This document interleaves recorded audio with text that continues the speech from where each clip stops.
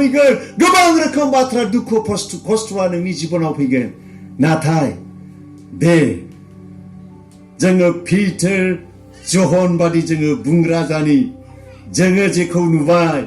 जोङो जेखौ खोनाबाय जोङो बुङालाबायनो थानो हाया हालेलुया हालेलुया इसोरनि आशीर्बादा अब्लासो जोंनि ख्रिस्टियान जिबनाव फैगोन दे जोङो बे बोरफोरखौ लाबोनि दे जोङो इसोरनि आशीर्बादजों बे इसोरनि महान खामानिफोरखौ जोङो मावलांनि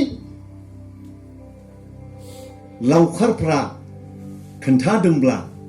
माखि नोङो लावखारफोरनिफ्राय साबसिन नङा खोमा प्रेज द लर्ड हालेलुया लावखारफोरनिफ्रायबो मा नोङो साबसिन नङा खोमा लावखारफ्रानो खोन्थानो गोरों जादोंब्ला लावखारफ्रानो मिथिहोदोंब्ला खोनासंब्लाबो खोनासङाब्लाबो लाब्लाबो लायाब्लाबो आरफनिफ्राय खोन्थाना जानाय बाथ्राफोरखौ मिथिहोदोंब्ला जिसु गथ'खौ नुहैनायनि गेजेराव दिनै नों आरो आंबो जिसु ख्रिस्टखौ मोननायजों नों आरो आं खोन्थानांगौ दं हालेलुया केरेक्टार लावखारफोरनि केरेक्टारजों दे जोंबो बे सेम केरेक्टारखौ लानानै दे जोङो संसाराव जिसुनि बिसय खोन्थाग्रा जों जानि हयथ' नोंनि उसुं खाथियाव प्रभुखौ सिनायै दं नों जेराव थाबायला थायो नोंनि जे लोगो आंगो दं हयथ' जिसुखौ बियो सिनाया नोंनि जाथि गुस्थि दं हयथ' खुरमा बाहागिफोर दं जिसु ख्रिस्टखौ मिथिया दे दिनैनिफ्राय गोदान मोनसे टेकनिक लानि प्रेज द लर्ड 2019 जोब्बाय 2020 बर'दिननिफ्राय मोनसे टेकनिक बाहायनि लिंहर नोंनि प्रभुखौ मोननै जाथि सोरबा सासेखौब्लाबो लिंहर नोंनि लोगो सोरबा सासे जायहा जिसुखौ सिनायाखै जाहोफै न'आव आदर खालामफै न'आव बर'दिननि नामै इनभाइट खालाम नों खोन्थानो हायाब्ला सोरबा सासे पास्टर सुबित्रखौ लिंहर प्रेज द लर्ड हालेलुया बे जादों दिनै जोंनि जिबनाव गिदिर मोनसे दायित्व इसोर आफाया होदों लाब्लाबो लायाब्लाबो खोनासंब्लाबो खोनासङाब्लाबो दे जोङो प्रभुनि थाखाय माबा मोनसे खालामलांदोनि दे जोङो प्रभुनि थाखाय माबा मोनसे आत्माखौ देरहानो थाखाय जोङो हास्थायदोनि लावखारफोर खोन्थादों मा नों खोन्थागोन ने 2020 निफ्राय सप्तासेल'सै 2020 फैनो मा दिनै डिसिसन लागोन ने ख्रिस्टियान लोगोफोर आंनि लोगोनो आं खोन्थागोन आंनि जाथि गुस्थि जायफ्रा खोमसियाव दं आङो बिसोरनो खोन्थागोन मा नों डिसिसन लागोन ने दिनै लावखारफ्रा लाजियाखै खोन्थादों औ बेथलेहेमाव सासे बासायगिरि जोनोम लाफैदों सासे मुक्तिदाता जोनोम लाफैदों गावनि जिबननि द्वारै गावनि परिबर्तननि जिबनखौ लानानै दे जोङो खोन्थाग्रा जानि आं बेखौनो बुंनो थाखाय लुबैदों लावखारफोरनिफ्राय लानानै जिसुनि बिसय खोथा जेननाया सुरु जादों प्रेज द लर्ड दिनै नोंहाबो जिम्मेबारि दं नोंहाबो रेसपन्सिबिलिटि दं जिसुनि बिसय खोन्थानाय दे जों खोन्थाग्रा जानि बर'दिनाव डेक'रेसन खालामो मोजां बाथ्रा आं एगेन्स्ट नङा डेक'रेसननि गस्ला गोदान सि गोदान गाननानै बर'दिन फालिनायनि आं एगेन्स्ट नङा फैसा गारनायनि आं एगेन्स्ट नङा फालि गोसो खुसिजों नाथाय जोंनि मेइन रेसपन्सिबिलिटिया जादों दायित्वआ जादों बिबाना जादों जायखौ आङो ख्रिस्ट'खौ मोनबाय बे मोननाय ख्रिस्ट'खौ गुबुननो खोन्थानायासो हालेलुया दे जों खोन्थाग्रा जानि खोन्थाग्रा खृष्टान जानि मिथिहोग्रा खृष्टान जानि मिथियैफोरनो जों मिथिहोनि प्रभुनि आशीर्बादा अब्लासो नोंनि जिबनाव फैगोन प्रभुनि बोरा नोंनि न'खराव फैगोन प्रभुनि दयाया नोंनि न'खराव फैगोन लावखारफोरबादि दे जोङो खोन्थाग्रा जानि एनादार ग्रुपआव जों थांबावनि सोरमोनलाय दल मोनसेया जिसु गथ'खौ नायनो थांनाया गोनोखोफोराव थांबावनि जोङो दे माथाइनि गाहाम बाथ्रा दे जोङो फरायनि 2 अध्याय जोङो बहाय नायोब्ला नुयो गोनोखोफोरखौ सोर दैदेनलाङामोनलाय हाथरखि बेनिखायनो जों हाथरखि गायो प्रेज द लर्ड हाथरखिया गोनोखोफोरनि गाइड जादों दहाय जोंनो खोन्थादों ने मानास हाग्रायाव हाबनांगौब्ला गाइड दङ बिसोरसो मिथिजोबगौ बबे मा दं आरो जिसु ख्रिस्ट'नि जोनोम जायगाखौ गोनोखोफोरा मिथियामोन एक्जाक्ट बबे जायगायाव किन्तु हाथरखिया बिसोरखौ लांदों प्रेज द लर्ड बिनिखायनो बे हाथरखि बागायनायनि ओंथिया जाहाथे नों आरो आंखौबो रियेल थार गुबै जायगायाव लांग्रा जायो प्रेज द लर्ड जोंखौ लांथों बाइबेला होनदों दे फरायदो दे 2 अध्यायनि 10 पद दे फरायदो बेखौ नुनानै बिसोरो बिमायनो खुसि जादों आरो रंजादों हाथरखिखौ नुनानै बर'आव बेहाय होनदों आरो हाथरखिखौ नुनानै बिसोरो इनायनो रंजादों आरो मा खालामदों 11 पद आरो न' सिङाव हाबहैनानै बिसोरो गथ'खौ बिमा मरियम बामनानै लाहैनाय गथ'खौ खुलुमदों प्रेज द लर्ड खुलुमदों नाथाय आरो मोनसे बाथ्रा दंबावो खुलुमदों बेल' नङा मा खालामदों दान होदों हालेलुया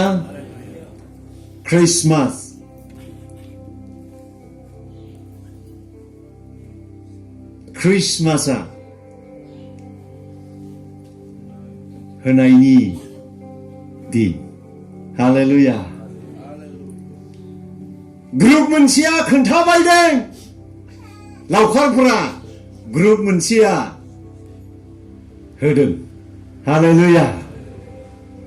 बर'दिना होनोबो जोंखौ फोरोङो बर'दिना खोन्थानो फोरोङो बर'दिना होनो फोरोङो गोनोखोफ्रा थांनानै मा खालामदों गुग्रुबनानै खुलुमनानै गावनि मना जेसरखौ खेवनानै सना खुन्दुरु आरो गन्धरसखौ जिसुनो होदों हालेलुया दिनै जों होनो सोलोंनांगौ दं दिनै जोङो जोंनि इनकामनिफ्राय होनि दिनै जोङो जोंनि मावनायनिफ्राय होनि दिनै जोङो जोंनि बेथननिफ्राय होनि दिनै जोङो जोंनि बेंक बेलेन्सनिफ्राय होनि हालेलुया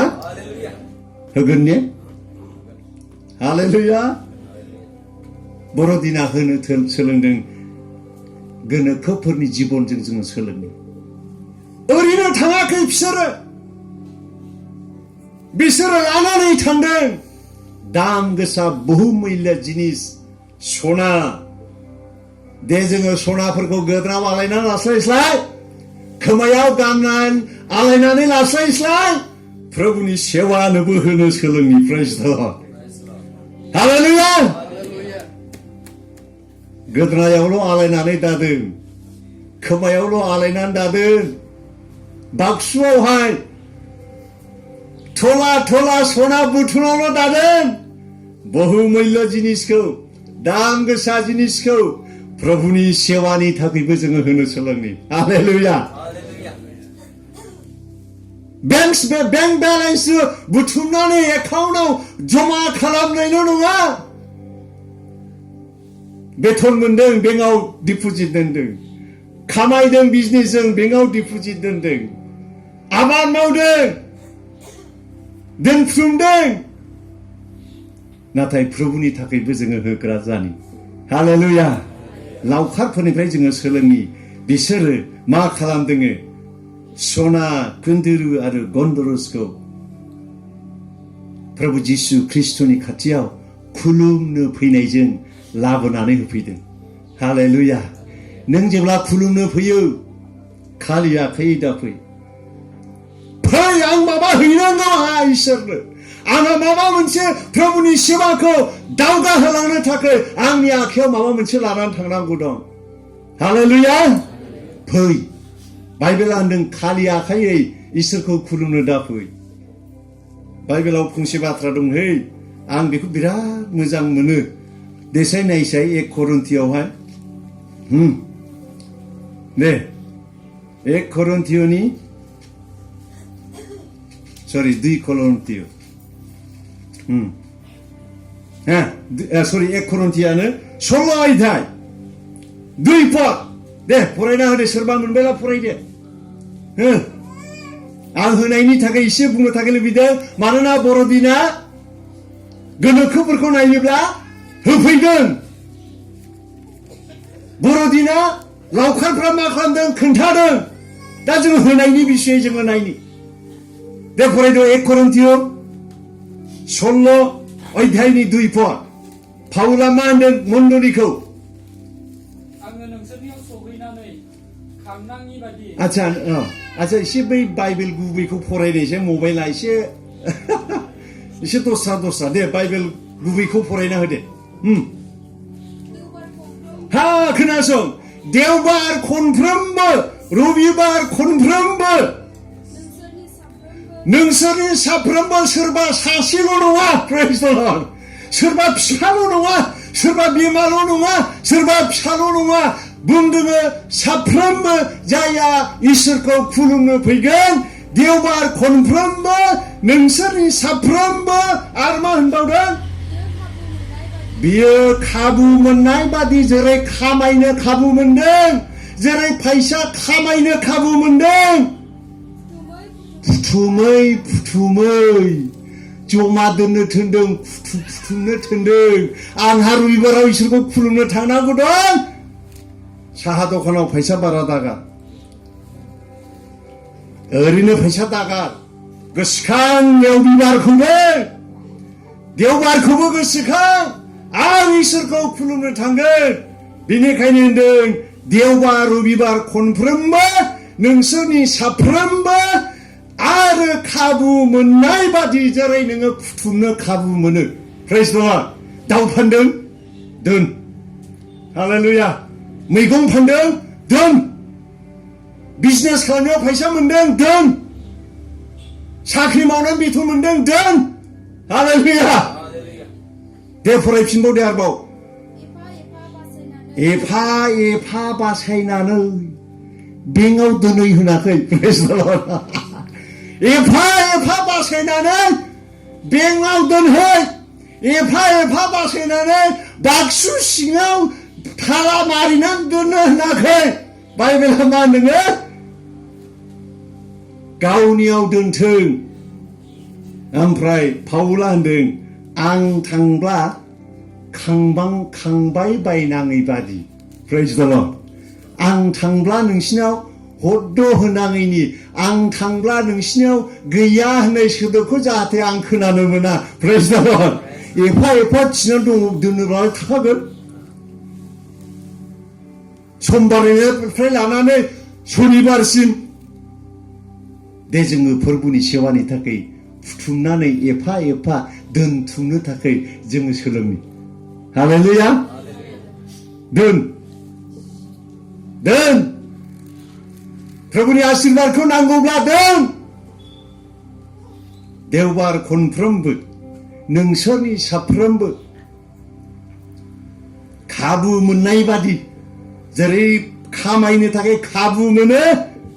फुथुमै फुथुमै एफा एफा बासायनानै दोननो थिनदों प्रभुनि थाखाय होनायखौ हालेलुया जेरै नोङो बासायनानै दोनो माबा मोनसे खामानिनि थाखाय प्रभुनो होनो थाखायबो बासायनानै दोन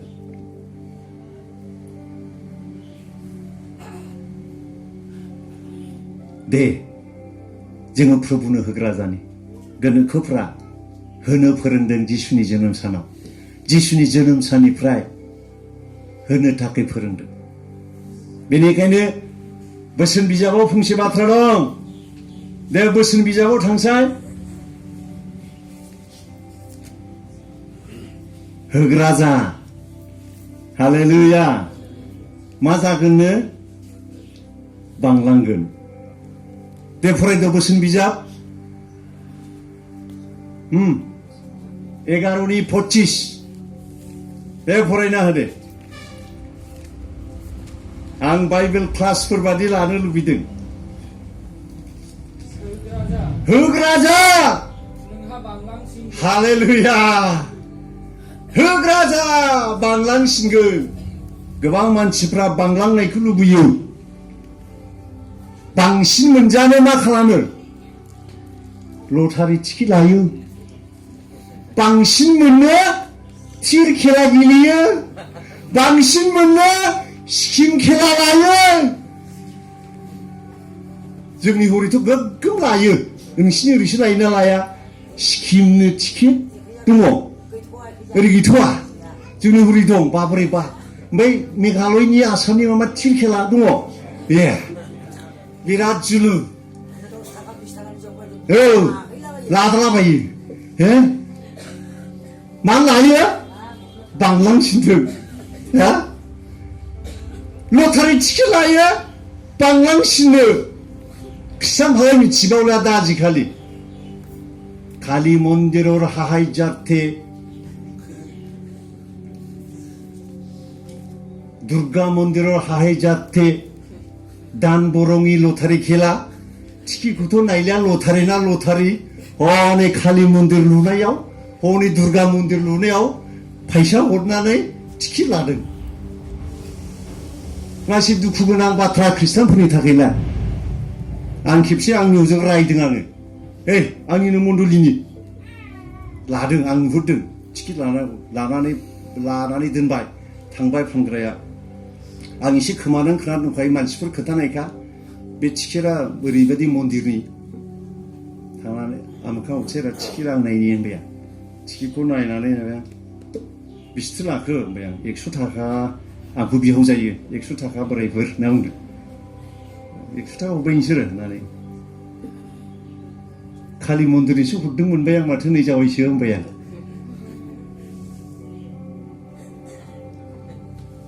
लटारि टिकेट काली मन्दिरनि हेफाजाबनि न' लुनो दुर्गा मन्दिरनि हेफाजाब न' लुनो हरदों बेसे दुखु गोनां बाथ्रा बांलांसिनजानो लुबैनानै इसोरनो होआखै होदों दस्रायावसो खिन्थु बाइबेला होनदों होग्रा जा इसोरनो मा जागोन बांलांसिनगोन हालेलुया दे बांलांसिनगोन होनद' दे बांलांसिनगोन इसोरनो हो बाइबेला झुट नङा इसोरनि गोथां बाथ्राया थगायग्रा नङा होग्रा जा बांलांसिनगोन हालेलुया बर'दिना होनो थाखाय फोरोंदों गोनोखोफ्रा होदों बिसिनि होनायजोंसो जिसु ख्रिस्ट'खौ जसेफ मारियाम मोना लांखोमा बायनांदों मिसरनिफ्राय बहाबा याव लांदों बेनिफ्राय बेयाव लांदों गोरलै गथ'खौ जोंनि सेवाखायाबो बेनिफ्राय बैयाव जिसुनि गाहाम बाथ्रा सहैनांगौ दं आरो बियो माब्रै सहैनो नों होनायजोंसो हालेलुया नों होनायजों गिर्जा न'आ लुखांजागोन नों होनायजों गिर्जा न'आव आनन्द रोजाबनायजों मान महिमा प्रशंसा इसोर आफानि जागोन नों होनायजों सोरबा सासेया गाहाम बाथ्रा खोनासंहैगोन हालेलुया होग्रा जा बांलांसिनगोन अनेक समायाव जोङो होनो बिराद आखाइ गुसुं जों जायो माने आखाइ खुला जोङो गोसो खुसिजों होनो जाया होगोन ना होआ किरपन 2 Korinथिय 9 अध्यायनि 7 फोराव लिरनाय दं करन्थिया मण्डलीफोरखौ होनदों बे बाथ्राफ्रा मा लिरजादों नों जाहाथे बिश्वासी जानानै ख्रिस्टान जानानै इसोरनो होनो किरपन जाहाथे जाया किरपन दाजा बर'नि मा होनो बहाय सेफ्रा होनना बुङो माने ओरैनो जोंनि बर'फ्रा एसे किरपन ना बुङो आरो असमिया टाइपनि किरपिन ने एकदमै गोसो खुला गैयै दे फरायसै 2 Korinथिय 9 7 दे फरायद' 2 Korinथिय 9 7 बेवलाय बयबो ओंखाम जाबोखादों दा एसे आंनोथ' दहाय मास्टार बाबुआ जा अभार दस होबावबाय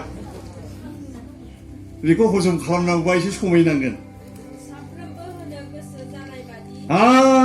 साफ्रोमबो होनो गोसो जानाय बादि होथों दुखु लानानै आरे बाप बेखौ होब्ला एफाबां बोरै आं होनो बेखौ किरपिनि ना बुङो किरपिनि एकदमै बाबांसिन गोसो कन्जुसि ना बुङो हिन्दीयाव ने कन्जुसि एकदमै होनो गोसो गैयै बेफोरबायदि बाथ्राखौ होनदों 9 अध्यायनि 2 Korinथियनि 7 फोराव बेसे मोजां बाथ्रा होनदों दे माबादि होनदों ओमफ्राय मानोना जाया रंजा बाजा होयो बेखौ इसोरा अनो हालेलुया रंजा बाजा हो गोसो खुसिजों हो दिल से दो खुशी के साथ दो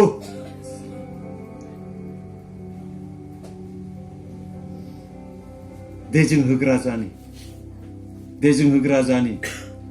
गोसो खुसिजों बिखा खामै ना बुंदों गोजाम बे गोदोनि बाइबेलाव साफ्रोमबो बिखा खामै नङाब्ला ब्रायै होनाय बादि नङा ब्रा नङा बा बिखा खामनायजों नङा हाबाब आं एफाबां बोरै हरबावनो होननायजों नङा बाइबेला होनदोङो माबादि गोसो इच्छा जानायजों होथों आरो बिदि रंजा बाजा